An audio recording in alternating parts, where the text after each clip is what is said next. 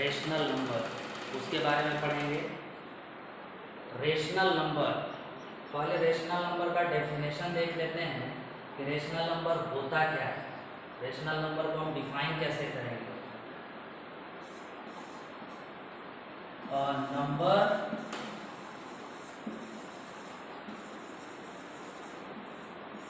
which can be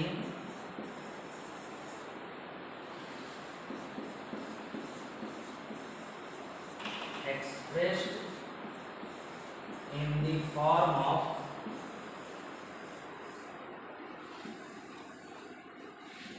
p by q, where p, q belongs to integer and q not equal to 0।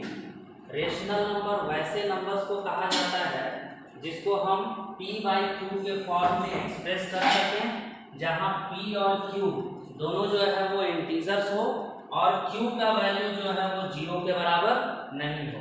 एक example देख लेते हैं। 5/7 ये हमारा एक रेशनल नंबर है। क्यों? तो इसका न्यूमरेटर और डिनोमिनेटर p और q दोनों जो है 5 और 7 दोनों इंटीजर्स है और साथ ही साथ q जो डिनोमिनेटर है वो 0 के बराबर नहीं है, इसलिए हम लोग इसको रेशनल नंबर कहेंगे। तो इस तरह से किसी भी नंबर को अगर हम p बाई q के फॉर्म में रिप्रेजेंट कर सकें तो उसको हम लोग रेशनल नंबर कहते हैं। नेक्स्ट टॉपिक है हमारा standard form of a rational number.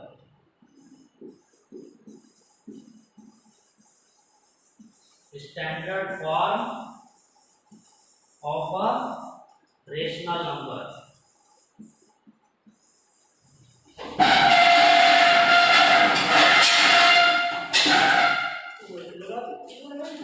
Standard form of a rational number, किसी भी रेशनल नंबर को हम कब कहेंगे कि वो एक स्टैंडर्ड फॉर्म में है। तो किसी भी रेशनल नंबर को जैसे हम लोग पढ़े कि उसको हम लोग p बाई q के फॉर्म में रिप्रेजेंट कर सकते हैं। अब उस नंबर को ये पता करना है कि वो स्टैंडर्ड फॉर्म में है या नहीं है। तो किसी नंबर को स्टैंडर्ड फॉर्म में हम कैसे कहेंगे कि वो स्टैंडर्ड फॉर्म में है।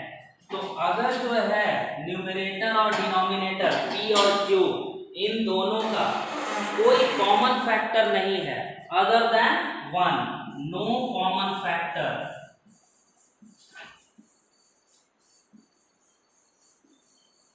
अदर देन 1,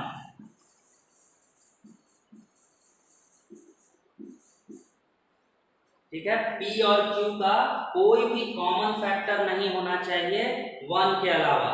उस केस में हम कहेंगे कि ये नंबर स्टैंडर्ड फॉर्म में है। एग्जाम्पल ले लेते हैं। एग्जाम्पल में 5/3 ये एक रेशनल नंबर है और इस नंबर को अगर हम देखते हैं तो यहाँ पर न्यूमरेटर जो है वो 5 है और डिनोमिनेटर 3 है। इन दोनों नंबर्स को अगर हम देखें तो इन दोनों का कोई कॉमन फैक्टर नहीं है। 5 का 2 फैक्टर होगा 1 एंड 5, 3 का 2 फैक्टर होगा 1 एंड 3। इन दोनों में केवल एक ऐसा फैक्टर है जो कॉमन है 1। तो इसका कॉमन फैक्टर अगर देखा जाए 5 और 3 का तो वो क्या आया 1 आया। तो इस तरह के केस में हम कह सकते हैं कि 5/3 हमारा जो है वो स्टैंडर्ड फॉर्म में है। एक दूसरा एग्जांपल देखते हैं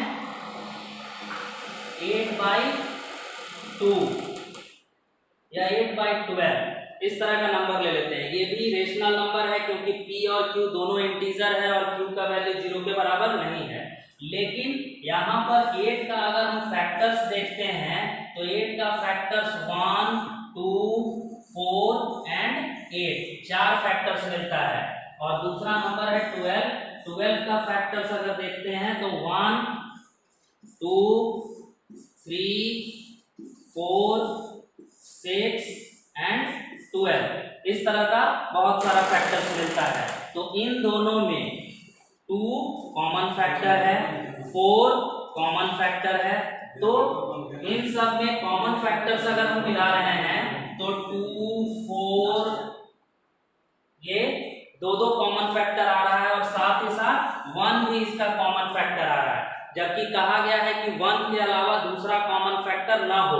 तो इस केस में 1 के अलावा दूसरा कॉमन फैक्टर आ रहा है न्यूमरेटर और डिनोमिनेटर का, इसलिए ये नंबर हमारा जो है गिवन रेशनल नंबर वो स्टैंडर्ड फॉर्म में नहीं है। अब इसको स्टैंडर्ड फॉर्म में करने के लिए क्या करेंगे, जो कॉमन फैक्टर आया है उस कॉमन फैक्टर से इसको डिवाइड करेंगे। यहाँ 4 से डिवाइड करते हैं तो ये 2 बार में और ये 3 बार में कैंसल आउट होता है। तो इस तरह से हमारा जो स्टैंडर्ड फॉर्म में इस नंबर को रिप्रेजेंट करेंगे वो क्या हो जाएगा, 2/3। 2/3 इसका स्टैंडर्ड फॉर्म होगा। नेक्स्ट टॉपिक देखते हैं हम लोग,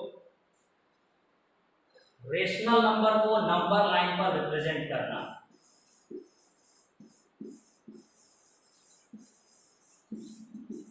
रिप्रेजेंटिंग रेशनल नंबर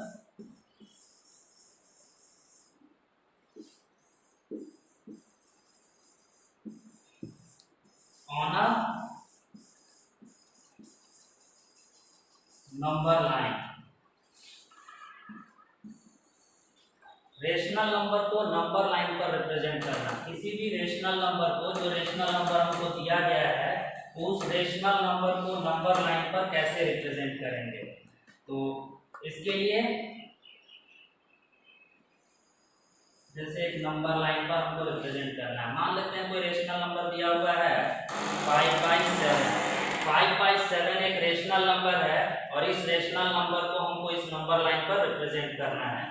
तो नंबर लाइन जो होगा वो इस तरह का होगा, 0 1 2 और इधर -1 एंड -2।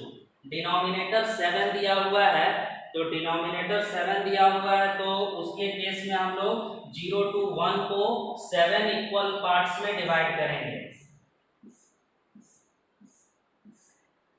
और इसमें से न्यूमरेटर में 5 दिया हुआ है, मतलब 5 पार्ट्स को काउंट करेंगे, 1 2 3 4 5।